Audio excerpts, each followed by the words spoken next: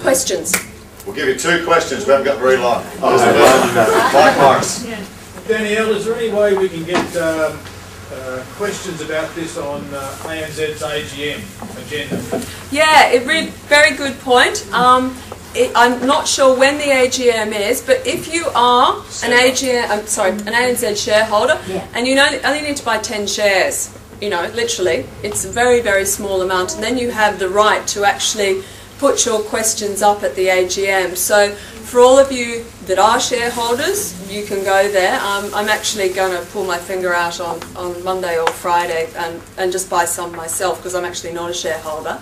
But I have every intention of being a pain in the rear end, the nicest possible pain in the rear end with Perpetual, because Perpetual have been extremely rude to me, and I have quite a substantial amount of money invested with them, and they're the largest shareholder in Gunns.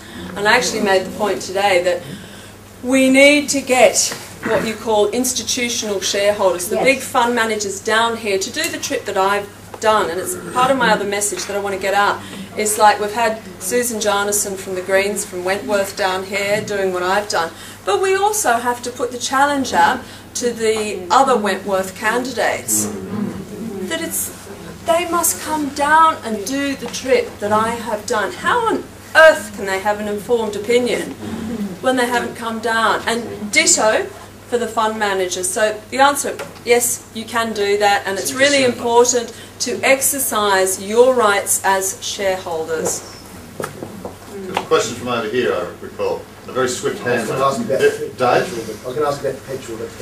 Big covered. There's room for another question? I think this was first. No, we'll have 3, it's all right. What sort of percentage of the funding does ANZ propose to give to this? I have no idea. They've been, as I understand, they've been Gunns bankers since 1995. So this is going to be a syndicated loan. It's a huge, it's a fairly chunky size, 2 billion. So they wouldn't take all that on board themselves. What they do is to spread the risk of the loan, you syndicate it out to other banks, but they would be the head coordinator of all of that. I don't know what percentage or exposure they'd have, but if they had their sense, they'd have 0 exposure. I don't actually know. It just depends. It really, it's a bit like, they would say they'd get 5 or 6 or whatever other banks, and you effectively say you take 200 million and you take 200 million and you take 200 million, etc. And it's all got to be pulled together and structured and then probably put into US dollars, etc., etc. It's not an easy process, and it's not an easy process when it's so highly charged. As Rick said, this is the poison chalice for anyone that's coming near it, because the issue is not dying down. Malcolm Turnbull has approved it, but if anything, there's been more publicity post the approval than in the run-up. And that's what we have to maintain. If we maintain it being the poison chalice, nobody's going to want to go near it, because banks, financial institutions are very conservative. They don't like all this fracas going on, because it upsets it can hurt their reputation. Danielle, I'm aware that since Gunns purchased the wood chip enterprises down here, the analysts, brokers, have been concerned about their environmental / conservationist style profile. So do any of those sorts of people, like ComSec, etc., do they ever advise, put pressure on Gunns, or ask the question, what would be your share price if you were to improve this profile? I think the answer to that is, ComSec's interesting because they have had good meetings with certain conservation groups, and they understand it. And in fact, they've actually, I think, had a sell recommendation on Gunns for a long time. And Commonwealth Bank, after the last campaign that was run on them, sold out. One of my biggest issues is that my old world of investment banking is starting to look seriously at these issues. Sadly, it's not in Australia. It's in the US and it's in the UK. And they're much more advanced, yet again, down the track in actually calling for companies to engage seriously on climate change issues, carbon risk, social responsibility, and it's very much the people that manage what we call superannuation funds.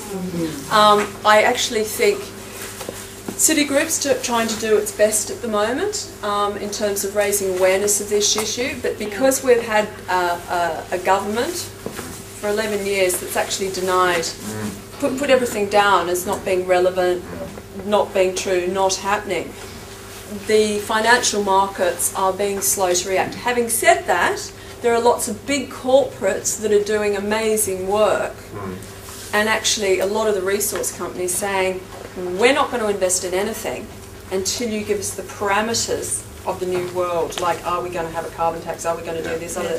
So to tell you the truth, I think probably a lot of the analysts that analyse Gunns literally go and talk to John Gay, and sit there and like puppets and go off and actually do it. Because if they were doing their job properly, this is not rocket scientists to come down and see what's actually going on.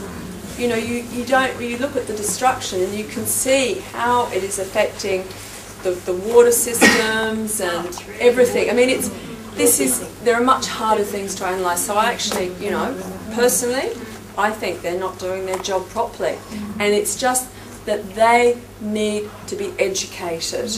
And it's again the same old problem that everybody gets tarnished, oh, you're a greenie, you're this, you're that. No, actually, we just want a future. We want businesses that are going to deliver jobs and wages, but actually are going to give our children jobs and wages as well.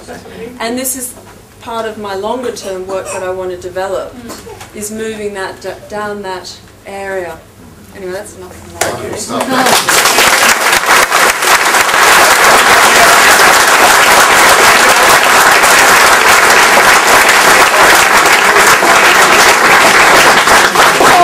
This is a studio copy. So oh, fantastic! Thank you. Mayoral candidate for Georgetown. Oh, and we wish him every success. Oh, yeah. Thank you very much. Two other thank yous that I didn't say to Bob McMahon and Peter Wish-Wilson, who also were very instrumental in helping me write the letter. So you both, everybody needs to know.